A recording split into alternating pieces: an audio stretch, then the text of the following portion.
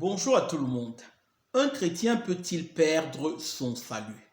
Pour répondre à cette question, il nous suffit tout d'abord d'analyser la nature de notre salut en lui-même. Lorsque nous lisons Éphésiens 2 au verset 8, il est écrit « Car c'est par la grâce que vous êtes sauvés, par le moyen de la foi.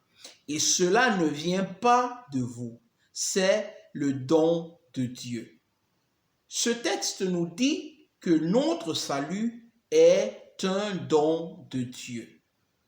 C'est un don immérité de Dieu et qu'elle s'obtient par la foi qui est en elle-même un don immérité de Dieu.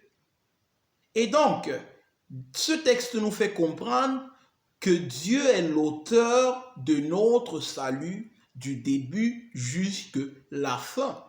Que si un seul homme est sauvé, c'est à cause de l'œuvre exclusive de Dieu.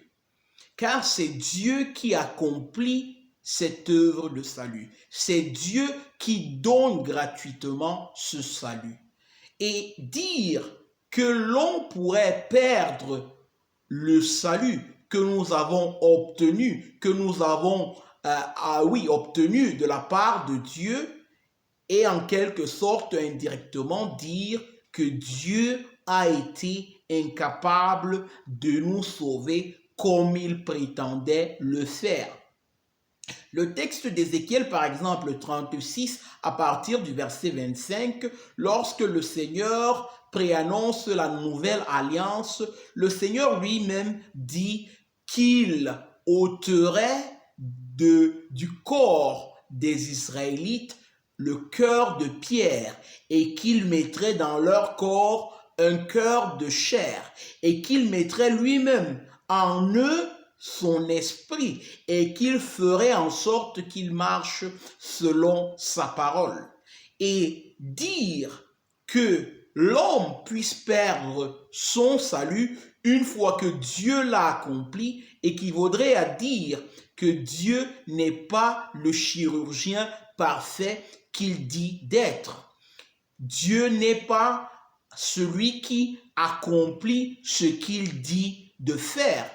Et penser de cette manière serait en nette contradiction avec ce que la parole de Dieu, la Bible nous révèle du Dieu puissant, éternel et à qui rien n'est impossible. Donc, l'homme ne peut pas perdre son salut parce qu'il n'est pas l'auteur de son salut. Quiconque est né de Dieu est une propriété de Dieu, est un chef-d'œuvre de Dieu, est le résultat de l'action efficace pour le salut que Dieu lui-même accomplit en lui. Voilà pourquoi la nouvelle naissance est une naissance d'en haut.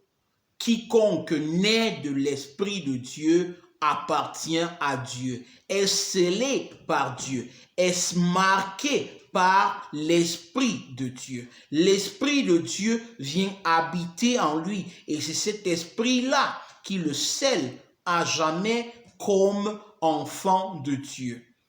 Cet esprit-là qui l'identifie pour toujours comme membre de la famille de Dieu, car Dieu lui-même a bien voulu l'accueillir comme membre de sa famille.